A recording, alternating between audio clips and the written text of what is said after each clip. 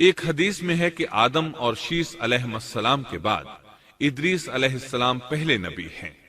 ایک دوسری حدیث میں ہے کہ ادریس علیہ السلام پہلے نبی ہیں جنہوں نے قلم کے ذریعے لکھا اور لوگوں کو کتابت سکھائی۔ حافظ ابن کثیر نے ان کا حلیہ کچھ یوں بیان کیا ہے: پورا قد و قامت، خوبصورت، خوب روح، گھنی داڑھی، عمدہ اوصاف کے مالک، چوڑے کندھے، مضبوط ہڈیاں، دبلے پتلے، سرمگی چمکدار آنکھیں، گفتگو باوقار، خاموشی پسند، سنجیدہ اور متین، چلتے ہوئے نظر نیچی، انتہائی فکر و خوض کے عادی، غصے کے وقت سخت غضبناک، باتیں کرنے میں شہادت کی انگلی سے بار بار اشارہ کرنے کے عادی۔ ادریس علیہ السلام شیس علیہ السلام کی شریعت پر عمل پیرا رہے۔ چونکہ ادریس علیہ السلام رسول بھی تھے، اس لیے اللہ کی طرف سے مستقل ان پر شریعت نازل ہوئی جس کی تشریح و تفسیر کر کے لوگوں کو احکام الہی سے آگاہ فرماتے۔ ادریس علیہ السلام نے جب دیکھا کہ مفسدین ایمان والوں پر ظلم و زیادتی کر رہے ہیں، ان کا فساد بڑھتا جا رہا ہے اور سمجھانے کے باوجود یہ لوگ باز نہیں آ رہے، تو انہوں نے اپنے پیروکاروں کو جہاد کا حکم دیا۔ ادریس علیہ السلام پہلے شخص ہیں جنہوں نے اللہ کے راستے میں جہاد کیا، غنیمتیں حاصل کی اور دشمنوں کو قیدی بنایا، لیکن غنیمتیں اور قیدی ان کے لیے حلال نہیں تھے۔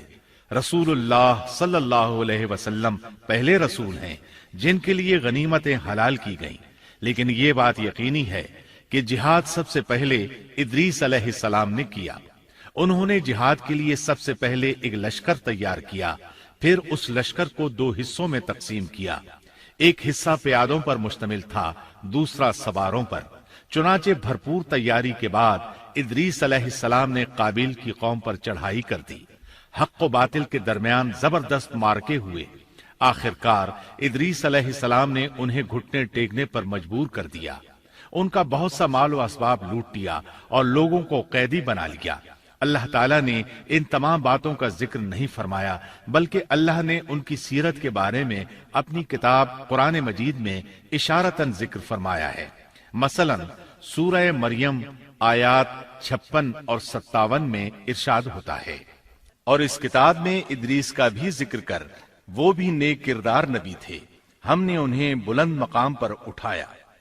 ان کے بلند مرتبے کے بارے میں بخاری اور مسلم میں حدیث موجود ہے کہ نبی کریم صلی اللہ علیہ وسلم نے فرمایا: میں نے معراج کی رات 4تھے آسمان پر ادریس علیہ السلام سے ملاقات کی۔ وہ 4تھے آسمان پر بلند مقام پر فائز تھے۔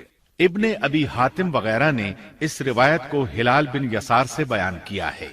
وہ کہتے ہیں میری موجودگی میں ابن عباس رضی اللہ عنہما نے کعب رحمت اللہ علیہ سے پوچھا: کعب، ادریس علیہ السلام کے متعلق اللہ تعالیٰ کے اس قول ہم نے انہیں بلند مقام پر اٹھا لیا کا کیا مطلب ہے؟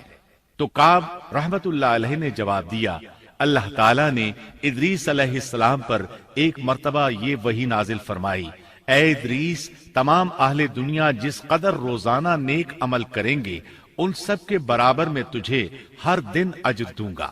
ادریس علیہ السلام نے یہ سنا تو انہیں خواہش محسوس ہوئی کہ میرے اعمال میں روز افزوں اضافہ ہو، اس لیے عمر کا حصہ طویل ہو جائے تو اچھا ہے۔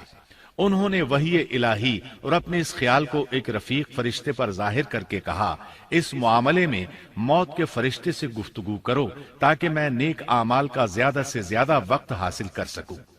اس فرشتے نے جب یہ سنا تو ادریس علیہ السلام کو اپنے بازوؤں پر بٹھا کر لے اڑا۔ جب یہ 4تھے آسمان سے گزر رہے تھے تو موت کا فرشتہ زمین پر آنے کے لیے اتر رہا تھا، وہیں دونوں کی ملاقات ہو گئی۔ دوست فرشتے نے موت کے فرشتے سے ادریس علیہ السلام کے بارے میں گفتگو کی۔ موت کے فرشتے نے دریافت کیا: ادریس علیہ السلام کہاں ہیں؟ اس نے کہا: میری پشت پر۔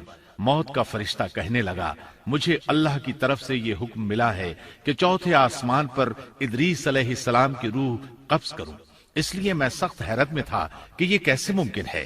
ادریس علیہ السلام تو زمین پر ہیں۔ چنانچہ موت کا فرشتہ ادریس علیہ السلام کے پاس آیا، ان سے اجازت طلب کی اور ان کی روح قبض کر لی۔ انبیاء کو یہ امتیاز حاصل ہے کہ فرشتہ ان کی اجازت کے بغیر ان کی روح قبض نہیں کر سکتا، اور رسول اللہ صلی اللہ علیہ وسلم کو تو یہ اختیار دیا گیا کہ آپ دنیا میں مزید رہنا پسند کریں تو رہ سکتے ہیں، یا پھر رفیق اعلیٰ کی رفاقت کو پسند کر لیں۔ آپ نے رفیق اعلیٰ کی رفاقت کو پسند فرمایا۔ اس طرح ادریس علیہ السلام کی روح چوتھے آسمان پر قبض کی گئی۔ انہیں بھی عیسیٰ علیہ السلام کی طرح آسمان پر اٹھایا گیا۔ فرق یہ ہے کہ عیسیٰ علیہ السلام کی روح قبض نہیں کی گئی۔ ادریس علیہ السلام کی وفات ہو گئی تو لوگ فساد میں اور بڑھ گئے، ان میں شر پھیل گیا، تاہم وہ توحید پر قائم رہے۔ بت پرستی کا ان میں کوئی شعور نہیں تھا۔